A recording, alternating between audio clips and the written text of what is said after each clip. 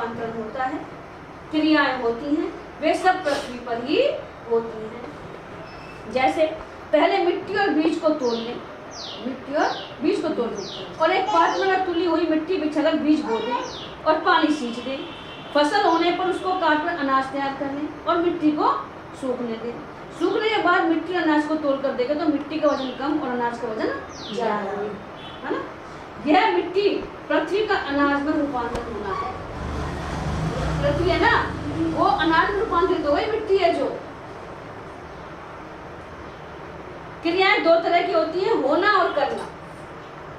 होना और करना। बालक का जवान और बूढ़ा होना आदि क्रियाएं होती हैं, अपने से रोके नहीं रुकेंगी और करने से कोई नहीं।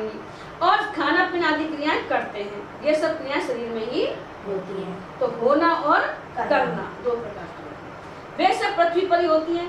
ऐसे ही प्रकृति से उत्पन्न होने वाले जितने गुण विकार हैं तथा उनमें जो कुछ परिवर्तन होता है, गड़बड़ होती है, वह सब की सब प्रकृति में ही होती है।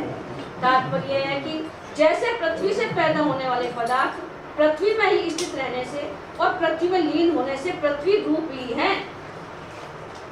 समझ लो ना, पृथ्वी से पैदा होने वाले पदार्थ पृथ्वी में ही स्थित रहने से और पृथ्वी में लीन होने से पृथ्वी रूप ही है। ऐसे ही प्रकृति से पैदा होने वाला सब संसार प्रकृति में स्थित रहने से और प्रकृति में लीन होने से प्रकृति रूप है। ये शरीर है जो प्रकृति रूप ही है और यह प्रकृति में नष्ट। इसी प्रकार स्थावर जंगम प्राणियों के रूप में जो चेतन तत्व है वह निरंतर परमात्मा में ही स्थित रहता है। प्रकृति के संग से उसमें कितने ही विकार क्यों न दिखे, पर वह सदा असंग ही रहता है। पुरुष है जो, उसमें चाहे कितने विकार दिखाए वो असंग रहता है। ऐसा स्पष्ट अनुभव हो जाने पर साधक ब्रह्म को प्राप्त हो जाता है कि उसमें विकार नहीं आता, दिख बेशक जाए लेकिन आता नहीं।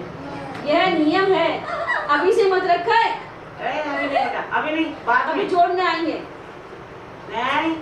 अभी नहीं। यह नियम है कि प्रकृति के साथ अपना संबंध मानने के कारण स्वार्थ बुद्धि, भोग बुद्धि, सुख बुद्धि आदि से प्राणियों को अलग अलग भाव से देखने पर राग द्वेष पैदा हो जाते हैं। राग होने पर उनमें गुण दिखाई देते हैं कि मेरी बहन है, वो इस जल्दी में काम की, और द्वेष होने पर दोष दिखाई देते हैं। इस प्रकार दृष्टि के आगे राग द्वेष रूप पर्दा आ जाने से वास्तविकता का अनुभव नहीं होता, परंतु जब साधक अपने कहलाने वाले सूक्ष्म स्थूल और कारण शरीर सहित संपूर्ण प्राणियों के शरीरों की उत्पत्ति, स्थिति और विनाश को प्रकृति में ही देखता है तथा अपने में उनका भाव देखता है, तब उसकी दृष्टि से आगे से राग द्वेष रूप पर्दा हट जाता है और उसको स्वतः सिद्ध परमात्मा तत्व का अनुभव हो जाता है। भक्ति के प्रकरण में भगवान ने संपूर्ण भावों को अपने में बताया। भवंती भावा भूतान, तो खोल देगी नानी, खोल देगी बेटा, शैतान बहुत करते हो। मत एवं प्रतिदिता, यहाँ ज्ञान के प्रकरण में संपूर्ण भावों को प्रकृति ने बताया। तात्पर्य है कि जहाँ सत असत का विभाग किया है वहाँ सब भाव असत है, और जहाँ समग्र की बात कही है वहाँ सब भाव कही है। समग्र में सत असत सब कुछ परमात्मा ही समग्र में। अनादित्वा अनिगुणातु तत्परात्मय मव्यम शरीर तोपी कौन के न करोति न लिख करते। आगे ना शरीर में से तोते भी वो न करता है। इसी अध्याय के 19वें श्लोक में जिसको अनादि कहा है उसी को यहाँ अनादित्वात् पद से अनादि कहा है, अर्थात यह पुरुष आदि आरंभ से रहित है, इसका न कोई आदि न कोई अंत है। अब प्रश्न होता है कि वहाँ तो प्रकृति को भी अनादि कहा है, परमात्मा को भी अनादि कहा है और प्रकृति को भी अनादि कहा है, इसलिए प्रकृति और पुरुष दोनों में क्या फर्क रहा जब परमात्मा को भी अनादि कहा है और प्रकृति को भी अनादि कहा है, तो क्या अंतर है? इसके उत्तर में भगवान कहते हैं निर्गुणात्वात्, अर्थात यह पुरुष गुणों से रहित है। प्रकृति अनादि तो है पर वह गुणों से रहित नहीं है, उसमें गुण वर्तते हैं, गुण है, परिवर्तन होता रहता है, लेकिन परमात्मा में कोई परिवर्तन नहीं। तो गुणों और विकारों वाली है प्रकृति। कैसी है? गुणों और विकारों वाली। विकार यानी बदलाव, परिवर्तन होता है, उससे सात्विक राजस और तामस से तीनों गुण तथा विकार पैदा होते हैं। परंतु पुरुष पुरुष इन तीनों गुणों और विकारों से सर्वथा रहित है। ऐसा यह पुरुष साक्षात अविनाशी परमात्मा स्वरूप ही है, अर्थात यह पुरुष विनाश रहित परम शुद्ध आत्मा है। यहाँ प्रकृति को भी और उसको अनादि बताया, पुरुष को भी। फिर अंतर क्या हुआ, ये हमने बताया कि प्रकृति है जिसमें परिवर्तन होता रहता है। शरीर अस्तोपि कौंतने करोतने लिप्यते, यह पुरुष शरीर में रहता हुआ भी न कुछ करता है न किसी कर्म से लिप्त होता है। तात्पर्य है कि इस पुरुष ने न तो पहले किसी भी अवस्था में कुछ किया है, न वर्तमान में कुछ करता है और न आगे कुछ कर सकता है। अर्थात यह पुरुष सदा से ही प्रकृति से निर्लिप्त असंग है तथा गुणों से रहित और अविनाशी है। इसमें प्रकृति और भोक्ता है ही नहीं। राम राम इधर लेकर आएंगे। ये चोरी है हाँ कौन देखो मैंने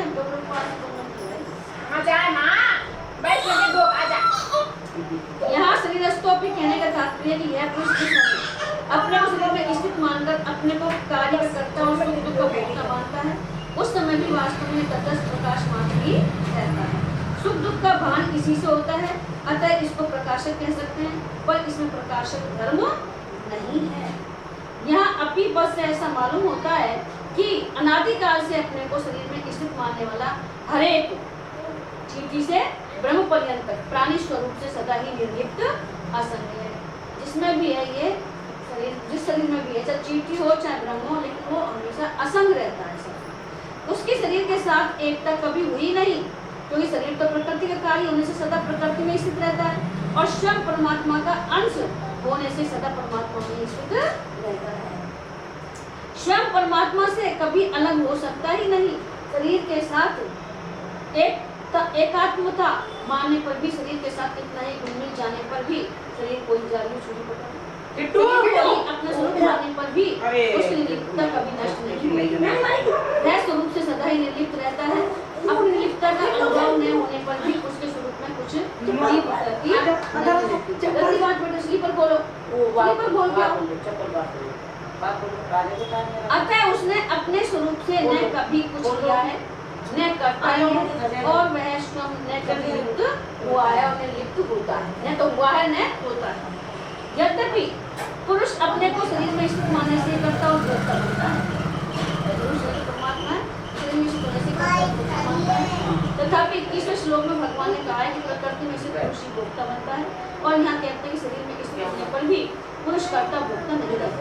ऐसा कहने का तात्पर्य यह है कि प्रकृति और पुरुष का कार्य शरीर दोनों एक ही है। अगर पुरुष को चाहे प्रकृति में स्थित कहो चाहे शरीर में स्थित कहो, एक ही बात है। एक शरीर के साथ संबंध होने से मात्र प्रकृति के साथ, मात्र शरीरों के साथ संबंध हो जाता है। वास्तव में पुरुष का संबंध न तो व्यष्टि शरीर के साथ है और न समष्टि प्रकृति के साथ है। जुड़ता नहीं है, आसक्त नहीं होते हैं। अपने संबंध शरीर के साथ मानने से ही वह अपने को कर्ता भोक्ता मान लेता है। वास्तव में न करता है और न भोगता है। पुरुष अनादि है पर शरीर आदि वाला है। पुरुष निर्गुण है पर शरीर गुणमय है। पुरुष परमात्मा है पर शरीर अनात्मा है। पुरुष अव्यय है पर शरीर नाशवान है। इसलिए अज्ञानी मनुष्य के द्वारा पुरुष अर्थात आत्मा को शरीर में स्थित मानने पर भी वास्तव में शरीर में स्थित नहीं है। अर्थात शरीर से सर्वथा असंबद्ध है, जुड़ी हुई नहीं है, आसक्त नहीं है। न करोति न लिप्यते, न तो करता है और न लिप्ति। कारण कि शरीर का संबंध तो संसार के साथ है, पर पुरुष का संबंध परमात्मा के साथ है। अतः वास्तव में पुरुष कभी शरीरस्थ हो सकता ही नहीं, परंतु इस वास्तविकता की तरफ ध्यान न देने के कारण मनुष्य उसको शरीरस्थ मान लेता है। पुरुष स्वयं निर्गुण होते हुए भी गुणों का संग करके बन जाता है। बन वो गड़ी में सेल सुन अपने आएगा का पंखा तो आवाज लानी पड़ेगी। बंद काय बंद कर दीजिए। पुरुष स्वयं निर्गुण होते हुए भी गुणों का संग करके बन जाता है। दिखता तो ऐसा ही कि बंधन स्वतः स्वाभाविक है और मुक्ति प्रतिसाध्य है, पर वास्तव में मुक्ति स्वतः स्वाभाविक है और बंधन प्रतिसाध्य है। गुणों का संबंध पुरुष के साथ नहीं है, प्रत्युत प्रकृति के साथ है। और रुक जाना, 2 मिनट रुक जा। इसलिए अनादि निर्गुण परमात्मा अव्यय और न करोति न लिप्यते स्वतः स्वाभाविक है। साधक को इस स्वाभाविकता का अनुभव करना है। जैसे मकान में रहते हो, उदाहरण देखो मैं अपने पीछे, मकान में रहते हुए भी हम मकान से अलग हैं, ऐसे ही शरीर में रहते हुए मानने पर भी हम शरीर से अलग हैं। न करोति न लिप्यते। थोड़े आगे जा, आगे। कपड़ा ले लेते बेटा। अच्छा ये बोले आगे से राम ने प्रसाद ले जा, ले सब दे दे, 2 साल भी दे दे और ले जा।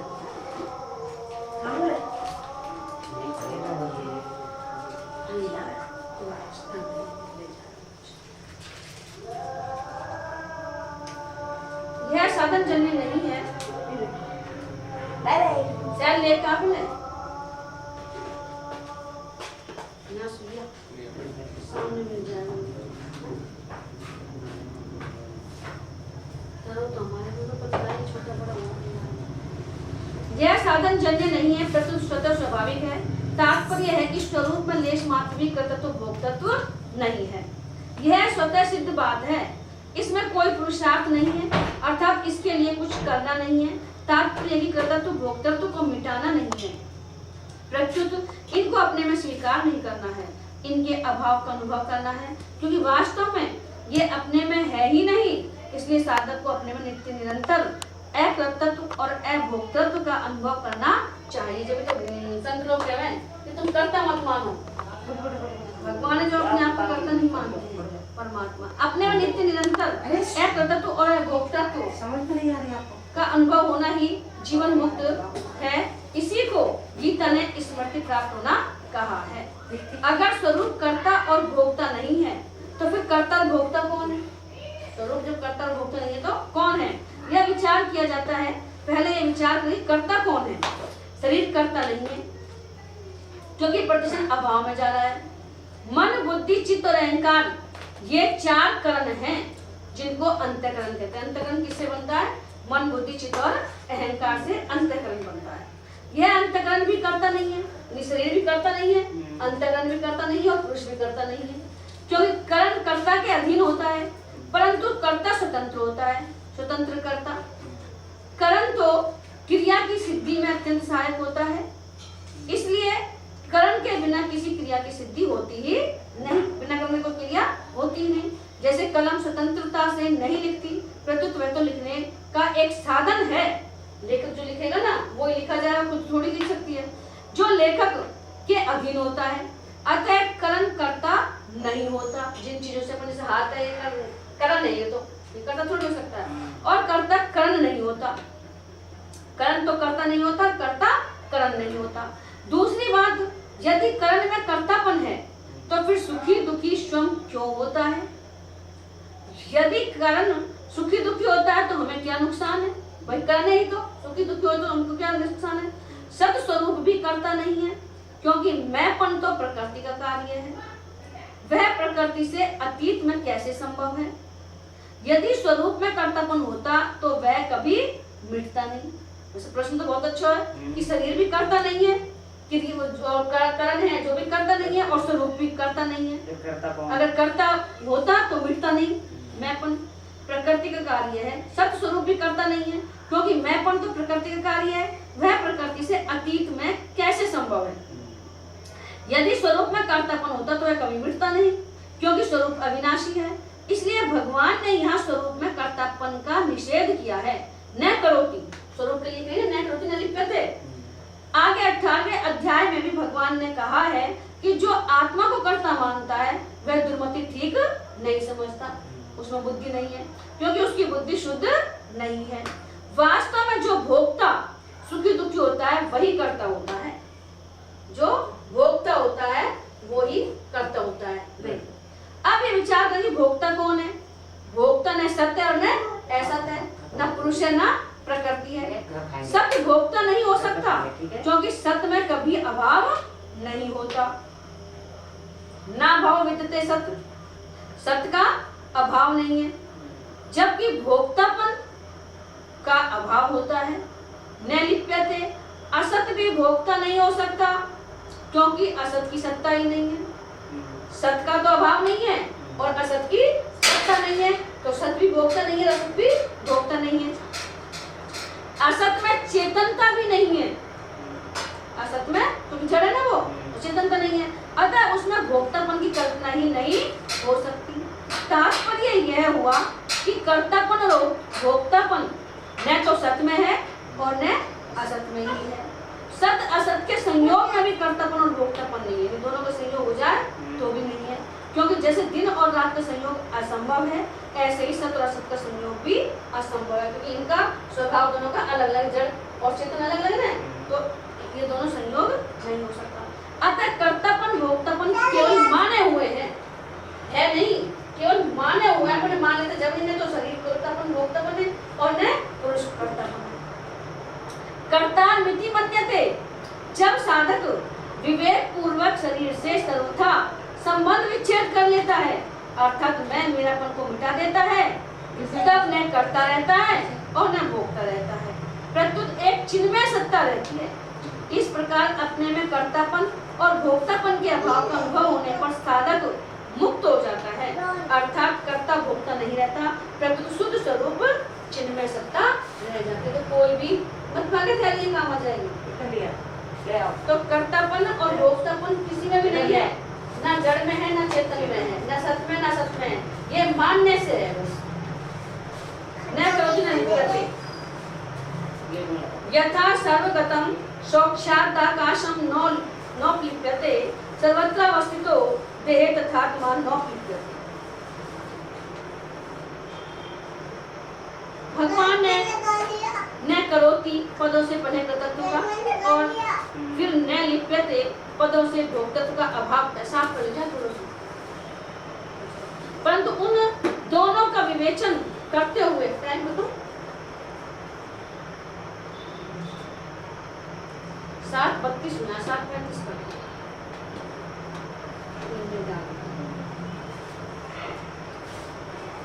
परंतु उन दोनों का विवेचन करते हुए इस श्लोक में पहले भोक्तत्व के अभाव की बात बताई है और आगे के श्लोक में कर्तृत्व के अभाव की बात बताएंगे। अतः यहाँ ऐसा व्यतिक्रम करने में भगवान का क्या भाव है?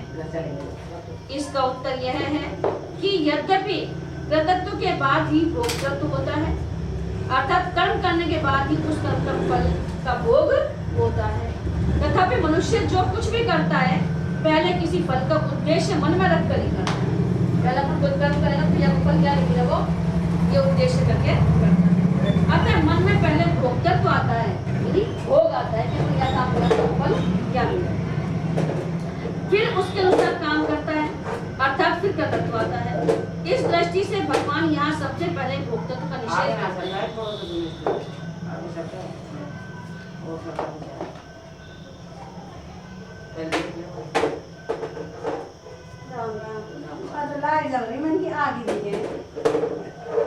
भोक्तत्व का निषेध करते हैं। भोक्तत्व का त्याग होने पर कर्तृत्व का त्याग स्वतः हो जाता है, अर्थात फलेच्छा का त्याग होने पर क्रिया करने पर भी कर्तृत्व नहीं होता।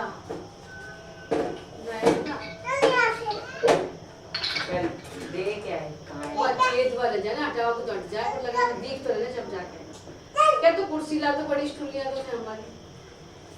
यथा सर्वगत सोक्षादाकाशम न लिप्यते, आकाश का कार्य वायु तेज जल और पृथ्वी है, अतः आकाश अपने कार्य वायु आदि चारों भूतों में व्यापक है, पर ये चारों आकाश में नहीं।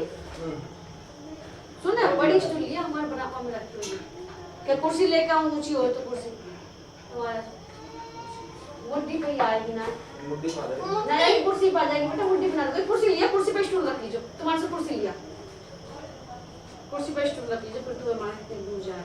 प्रत्युत व्याप्य है, ये चारों आकाश के अंतर्गत हैं, पर आकाश इन चारों के अंतर्गत नहीं है। इसका कारण यह है कि आकाश के अपेक्षा चारों स्थूल हैं और आकाश इनकी अपेक्षा सूक्ष्म है।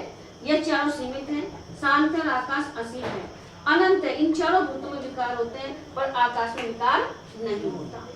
सर्वत्र अवस्थितो देहे तथात्मा 9 लिख देते। जैसे आकाश, वायु आदि चारों भूतों में रहता है और अब रख देते हैं। मैं पकड़ लूँ यार, ऊपर है ना स्टूल रखना चाहे मैं रखो। अब स्टूल रखना, अब कुछ पकड़ रखिए, थोड़ा सा यहाँ को ले ले। अब घड़ी खाए, अब लगा दे आराम से, अब दिख जाए मुझे हाथ को सारो ले ले तो दिख जाए। अब पकड़ने सहारा मेरे सिर पर रख ला, देख लैपटॉप पर। अब कुर्सी पर। श्री राम बिट्टूलाल आ जाओ। ले प्रसाद दे मम्मी प्रसाद दे। बिट्टूलाल आलियो के ऊपर आजा, शर्म लगेगा। रोटी पानी बनाए हुए बैठा रहा हूँ।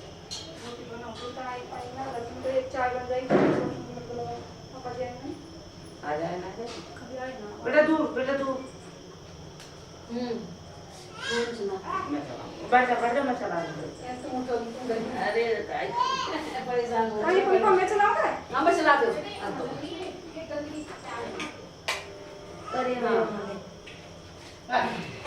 सुनो, जैसे आकाश वायु आदि चारों भूतों में रहता हुआ भी उनमें लिप्त नहीं होता, ऐसे ही सब जगह सब शरीर में रहने वाला आत्मा किसी भी शरीर में लिप्त नहीं होता।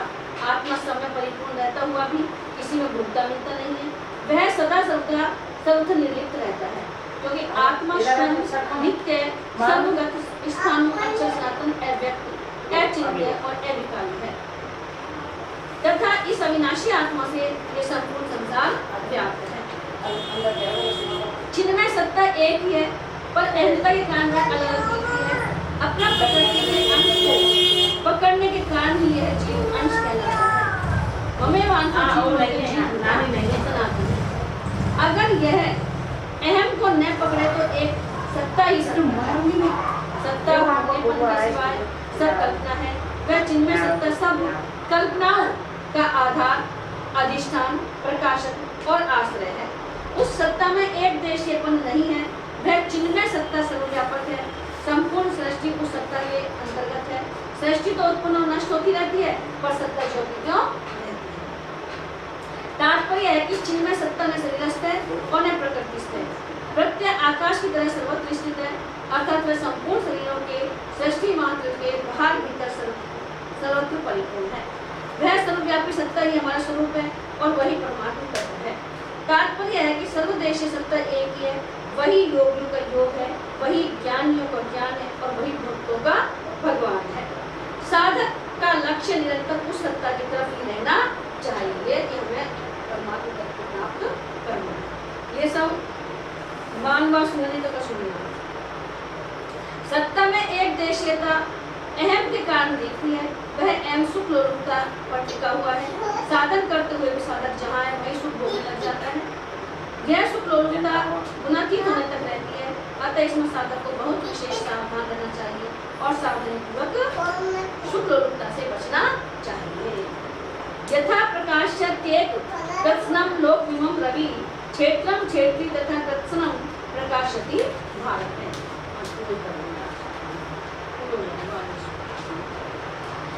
नेत्रों से दिखने वाले इस संपूर्ण संसार को, संसार के मात्र पदार्थों को एक सूर्य ही प्रकाशित करता है।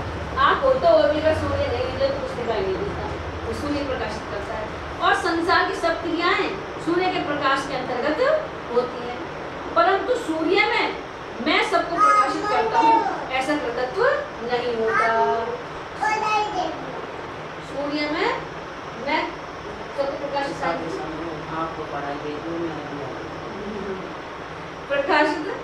हूँ ऐसा कर्तव्य तो नहीं होता। जैसे सूर्य के प्रकाश में ही ब्राह्मण वेद पाठ करता है और शिकारी पशुओं को मारता है, पर सूर्य का प्रकाश वेद पाठ और शिकारी रूपी क्रियाओं को करवाने में आनंद है। इतना अच्छा उदाहरण दिया है। सूर्य यहाँ लोक शब्द मात्र संसार का वाचक है, कारण कि मात्र संसार में जो कुछ भी चंद्रमा, तारे, अग्नि, मणि, जड़ी बूटी आदि में प्रकाश है वह सब सूर्य का ही है। क्षेत्रम क्षेत्री तथा कृष्ण प्रकाशित ही भाति है। सूर्य की तरह एक ही क्षेत्र संपूर्ण क्षेत्रों को प्रकाशित करता है, मतलब सब क्षेत्रों में करना करवाना संपूर्ण क्रियाएं क्षेत्रीय के प्रकाश में ही होती है, परंतु क्षेत्रीय उन क्रियाओं को करने करवाने में कारण नहीं होता। जैसे सूर्य की रोशनी में कोई कुछ कर रहा है, कोई चोरी शिकारी कर रहा है, कोई कुछ कर रहा है, लेकिन सूर्य उसमें लिप्त नहीं है, न वो उन क्रियाओं को करवाता है। सूर्य तो केवल स्थूल संसार को प्रकाशित करता है और उसमें प्रकाश में स्थूल संसार की ही क्रियाएं होती हैं, पर क्षेत्रीय केवल स्थूल क्षेत्र को ही प्रकाशित नहीं करता, प्रत्युत वह स्थूल सूक्ष्म कारण तीनों क्षेत्रों को प्रकाशित करता है तथा उसके प्रकाश में स्थूल सूक्ष्म कारण तीनों क्षेत्रों की संपूर्ण क्रियाएं होती हैं।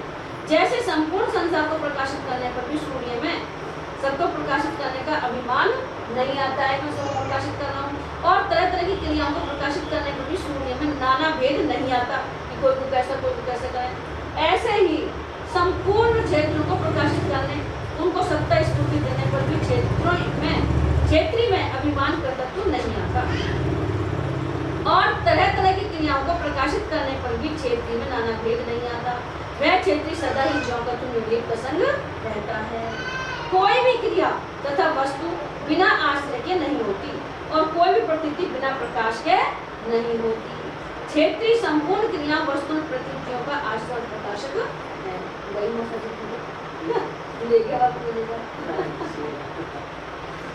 जैसे सूर्य संपूर्ण जगत को प्रकाशित करता है और उसके प्रकाश में संपूर्ण शुभ अशुभ क्रियाएं होती हैं, पर सूर्य उन क्रियाओं का न तो कर्ता बनता है और न भोक्ता ही बनता है। ऐसे ही संपूर्ण लोगों के सब शरीर को प्रकाशित करता है स्वयं परमात्मा, अर्थात उनकी सत्ता स्फूर्ति देता है, पर वास्तव में स्वयं न तो कुछ करता है और न लिप्ति होता है। सब कर रहे हैं सब काम, लेकिन न तो कर्ता भाव होता है और न लिप्त होता है, अर्थात उसमें न कर्तृत्व आता है न भोग होता है।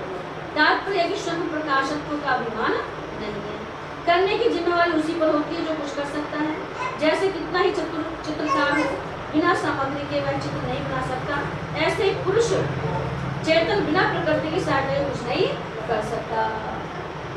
मतलब जरूरी है ये सब एक दूसरे को पूरा करते हैं।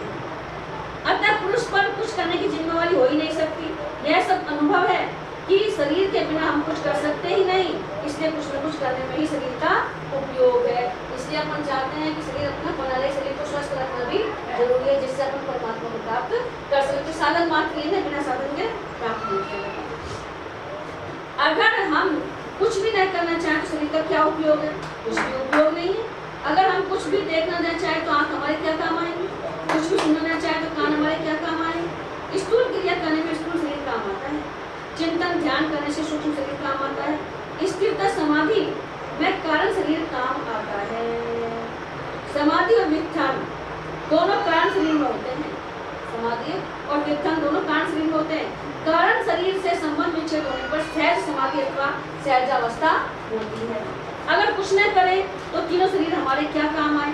कुछ भी नहीं करेंगे तो तो कारण शरीर आएगा, नहीं स्थूल आएगा ना सूक्ष्म आएगा। शरीर और उसके द्वारा होने वाली क्रियाएं संसार के ही काम आती है। हमारा स्वरूप चिन्ह में सत्ता मात्र है, अतः उसके लिए शरीर और उसकी क्रियाएं कुछ काम नहीं आती।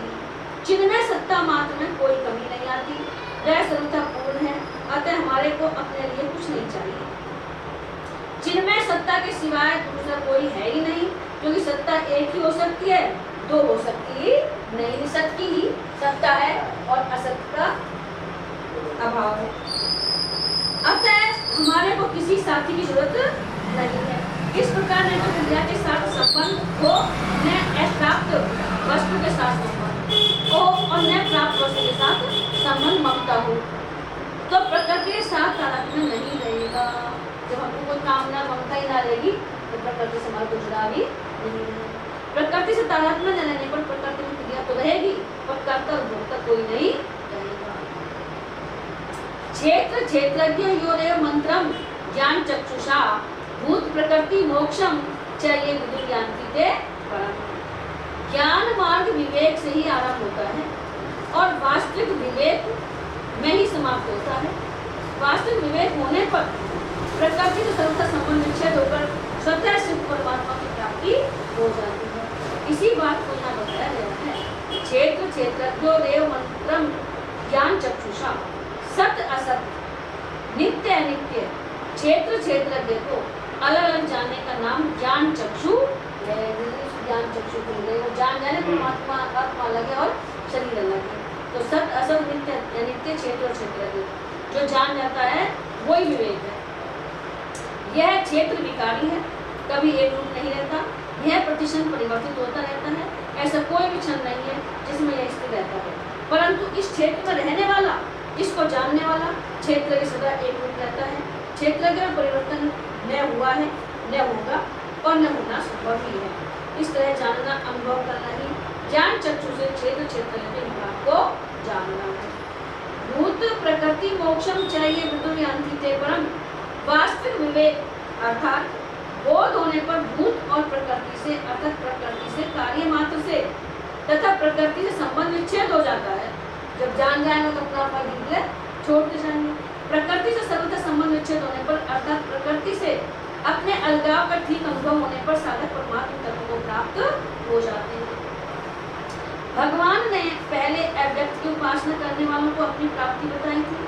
ते प्राप्त पंक्तिमा में उसी बात को इस अध्याय के 18वें श्लोक में मद भाव पदते पद से 23वें श्लोक में नए से भूतो अभिजायते पदों से और यहाँ ज्ञानती ते परम पदों से कहा है। ज्ञान मार्ग में देह अभिमान ही प्रधान बाधा है। ज्ञान में जब नहीं होता जब हम देह को अपना मान लेते हैं। इस बाधा को दूर करने के लिए भगवान ने इसी अध्याय के आरंभ में इदम शरीरम पदों से शरीर से अपनी पृथकता का अनुभव करने के लिए कहा है। जैसे मतलब मेरा शरीर है नहीं, अलग शरीर है। और दूसरे श्लोक में क्षेत्र क्षेत्रज्ञो ज्ञानम पद से क्षेत्र क्षेत्र के ज्ञान को वास्तविक ज्ञान कहा। फिर क्षेत्र क्षेत्र की पृथकता का कई तरह से वर्णन किया है। अब उसी विषय का उपसंहार करते हुए भगवान अंत में कहते हैं कि क्षेत्र क्षेत्र की पृथकता को ठीक ठीक जान लेने से क्षेत्र के साथ सर्वथा संबंध विच्छेद हो जाता है। क्षेत्रज्ञ ने ही परमात्मा से विमुख होकर परमात्मा से भिन्नता मानी है और क्षेत्र के सम्मुख होकर क्षेत्र से एकता मानी है। इसलिए परमात्मा से एकता और क्षेत्र से सर्वथा भिन्नता दोनों बातों को कहना आवश्यक हो गया है। अतः भगवान ने इसी अध्याय के दूसरे श्लोक में क्षेत्र के चापी मां विद्धि पदों से क्षेत्र की परमात्मा से एकता बताई और यहाँ क्षेत्र की समष्टि संसार से एकता बता रही। दोनों का तात्पर्य क्षेत्रज्ञ और परमात्मा की अभिन्नता बताने में है। जैसे किसी मकान में चारों ओर अंधेरा है, कोई कह देता है कि मकान में प्रेत रहते हैं, तो उसमें प्रेत दिखने लग जाते हैं, अर्थात उसमें प्रेत होने का वहम हो जाता है। कोई कहते हैं ना भाई भूतन को बंद पड़ो, परंतु किसी साहसी पुरुष के द्वारा मकान के भीतर जाकर प्रकाश कर देने से अंधेरा और प्रेत दोनों ही बुझ जाते हैं। कितने अच्छे उदाहरण, कितना अच्छा दिया है। अंधेरे में चलते समय मनुष्य धीरे धीरे चलता है और कहीं ठोकर न लग जाए, कहीं गड्ढा न आ जाए, उसको गिरने का और साथ ही बिच्छू सांप चोर आदि का भय भी लगा रहता है। परंतु प्रकाश होते ही यह सब भय मिट जाता है। ऐसे अपने अज्ञान भरा हुआ है, जब तक अपन डर लगता है भयभीत रहते हैं। और चांद रात में देखो कहीं कहीं से जाओ नहीं आंकड़ा का पेड़ कहीं नजर आएगा ना, तो आंकड़ा पेड़ वास्तव की हकीकत है। तुम चांद रात को देखो और आपको पता हो कि आंकड़ा का पेड़ है, लेकिन रात में देखोगे ना वो पेड़ नहीं लगेगा, वो ऐसा लगेगा जैसे कोई बैठ हो। कभी कभी आजमा के देखिए। अरे बेटा आ जाओ। प्रकाश होते ही सब भय मिट जाते हैं। ऐसे ही सर्वत्र परिपूर्ण प्रकाश स्वरूप परमात्मा से विमुख होने पर अंधकार स्वरूप संसार की स्वतंत्र सत्ता सर्वत्र दिखने लग जाती है और तरह तरह के फैसले, परंतु वास्तविकता बोध होने पर संसार की स्वतंत्र सत्ता नहीं रहती और सब भय मिट जाते हैं। एक प्रकाश स्वरूप परमात्मा ही शेष रह जाता है। अंधेरे को मिटाने के लिए तो प्रकाश को लाना पड़ता है, परमात्मा को कहीं चलाना नहीं पड़ता। वह तो सब देश, सब काल, वस्तु, व्यक्ति, परिस्थिति आदि ज्यों कर त्यों परिपूर्ण है। इसी संसार से सर्वथा संबंध विच्छेद होने पर उसका अनुभव अपने आप हो जाता है। क्षेत्र और क्षेत्रज्ञ ये विभाग का ज्ञान विवेक कहलाता है। जब हम ये जान जाते हैं कि ये अलग वस्तु है, ये अलग है, ये जड़ है, ये चेतन है, तो हमारे अंदर उसको हम क्या कहते हैं? विवेक कहते हैं, ज्ञान कहते हैं।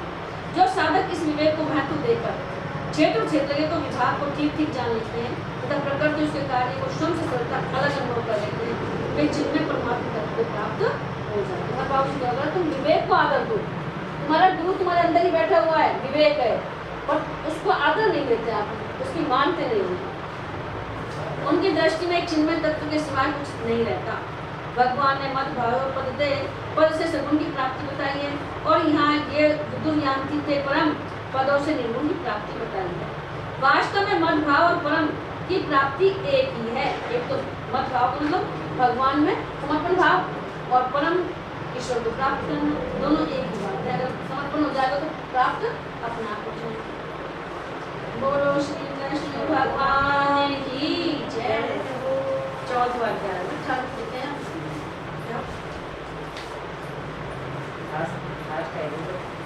आप 5-5 7 श्लोक पढ़ ले, कंटिन्यू चल रहा है ना, जब जाके बना हो बीच में छोड़ दो। जब सब का